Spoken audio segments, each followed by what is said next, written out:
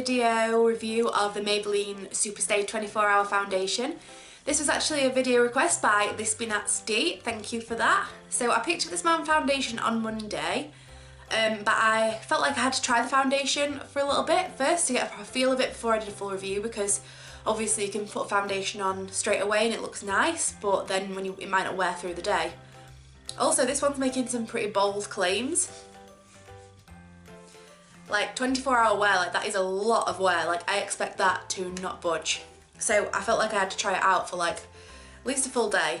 It was really difficult because I wanted to check if it lived up to its claim for 24 hours, but it's really hard to wear a foundation for 24 hours because I didn't really want to sleep in it, because I tend to only do that when I come home drunk and end up falling asleep on makeup. All the rest of the time I try and stay on top of my skincare, because obviously when you wear a lot of makeup a lot of the time, if you don't keep up a good skincare regime and make sure you wash it all off properly, that's when you can end up with a lot of spots. So I'm kind of picky about that on a daily basis. But I did wear this for a really long time and I will let you know how it held up.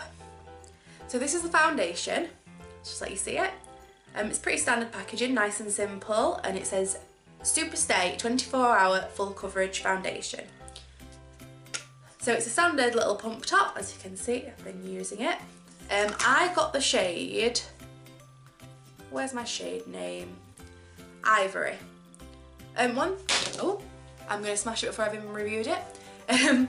So yeah, I got the shade Ivory. One thing that I did notice, I got mine from Boots, was that there wasn't as full of a shade range as there could be. So there were 2 shades paler than this, and there weren't a whole lot of dark shades, which is a shame because I thought Maybelline had really been picking up the game recently with the shade range, because I don't know if you've seen, but their Matte and Poreless foundation has a huge shade range, especially like it's going to the dark ranges, and there's not just sort of one shade for black people.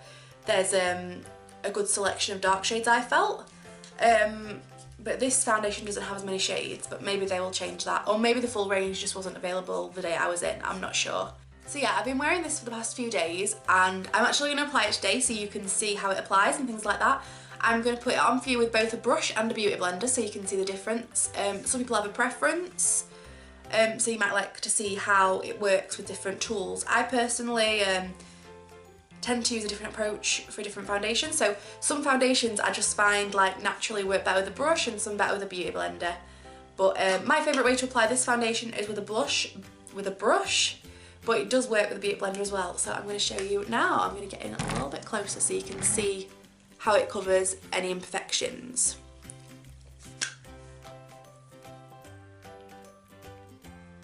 So you get quite a big pump out.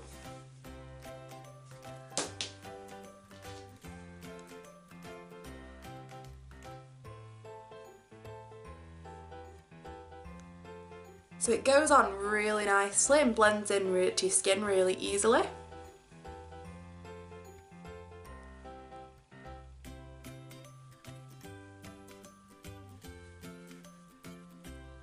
And it is full coverage, it covers really well.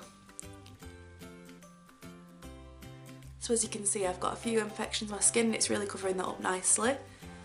This is a really good colour match for me. I'm lucky, I don't find it too difficult to find my colour in most foundation ranges.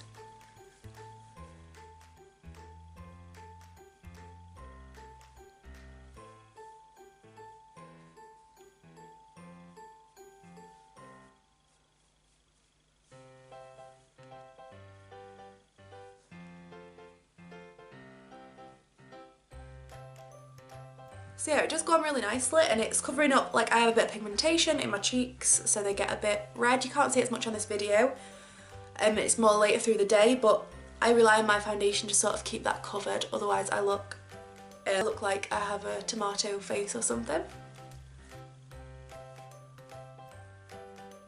So yeah, what I like about it is it's got quite a natural look to it, even though it is full coverage, so it doesn't look cakey or anything.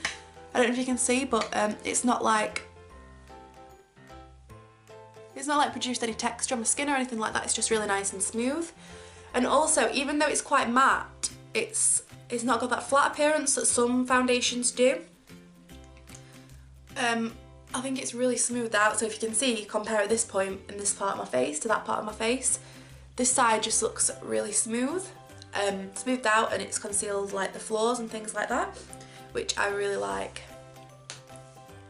So I'm going to do the other half of my face with a beauty blender.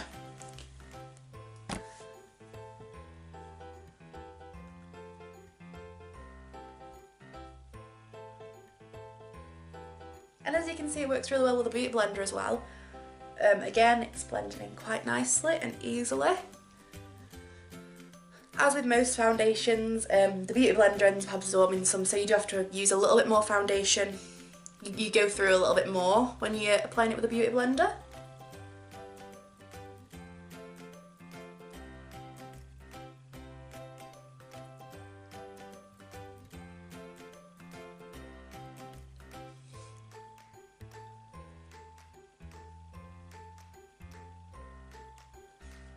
So again, it applies really nicely. It decreases the coverage ever so slightly with a beauty blender, but that can be good if you're wanting like sort of more of a lighter daytime look. It is quite a thick foundation. That's why I like that it comes with a pump. I hate it when foundations don't have a pump. Like, I don't even really like squeezy tubes, or I just think pumps are the most convenient way to decant your foundation. So there you go, that's my full face in it. I'm going to come in close so you can see. See, I think that looks really natural. There's no texturisation or pores. You know, some foundations make your pores look huge for some reason. This foundation doesn't do that. Another thing I really like about it, so I've worn it for the last 2 days. On Monday I put it on, I picked it up just before work and I popped it on because I knew I was going to pick foundation up, so I went to work with no foundation on and I quickly applied it before I started work. This is my dedication, guys. So I popped it on, I reckon it would have been about 8:45. I did all the day at work with it, then I came home, made tea, I kept it on for longer than usual. I didn't wipe it off until right before I went to bed. So I would have had it on till about 10:30. So that's about 13 hours I had it on. It still looked exactly the same as it did when I put it on. So it didn't budge whatsoever. And bear in mind at work, I'm rushing about. It's quite hot in our store. It was a hot day. So it lasted through a lot, and the only difference to how it looked from when I applied it was there was a light sheen, but not sort of like an oily sort of sheen, just sort of like a more of a glow, but it did look nice, and that's all I want my foundation to do. Like, if I'm sweating throughout the day or if it's hot, I don't mind getting a nice sort of light sheen where it looks like a nice glow, but I don't want to be getting like an oily mess. And even my nose didn't budge. My nose wasn't a mess, and my nose is the place where my foundation starts to break down, and sometimes it gets a bit all cakey and minging, and I get oil on it if I don't have a foundation that works really well for my skin type, sorry. So this foundation was really well for that. I also wore it yesterday and did the exact same, except I wore it even earlier. I think I had it on from about 7 o'clock in the morning till about 11 o'clock at night. So that's 8, 9, 10, 11. That's 16 hours, and it lasted through that as well. Even better because I wasn't doing as much in terms of working or anything, so it lasted really well. I don't think you even really need to powder this foundation. I would powder it anyway, just in case, because I always powder my foundation. So obviously the full makeup look I would have this, I would set it with just a tad bit of powder because you don't need a lot. So I'm going to show you what that looks like with the full look.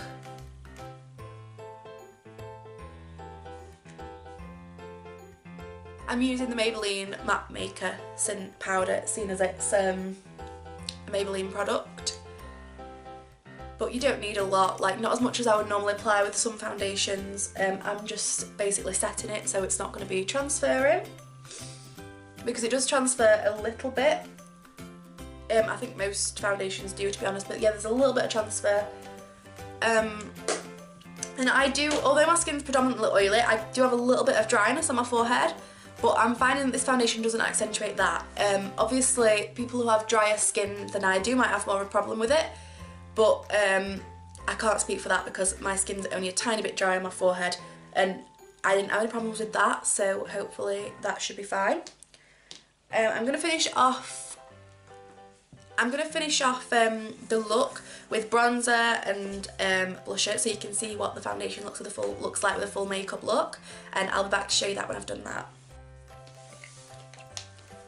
So there you go, that's the Maybelline Superstay foundation in a full look. I think it works really well. This foundation was $9.99 from Boots, but I would keep an eye out because Boots and Superdrug both sell Maybelline, and they both like quite often have offers on, such as 3 for 2 or buy one get one half price. And they have them on pretty often on different brands, and quite often Maybelline's one of them. So keep an eye out if you want to get an even better bargain. But $9.99 is well worth it for this foundation, considering I think that this actually performs up to the standard of some of the more expensive foundations. So yeah, this is a really good foundation to purchase, especially for summer months when things are getting hot and you really want your makeup to last. So thank you for watching. Let me know if you've tried this foundation, what were your thoughts on it, and again, thumbs up and subscribe if you like this video. Thank you so much for watching. Bye bye!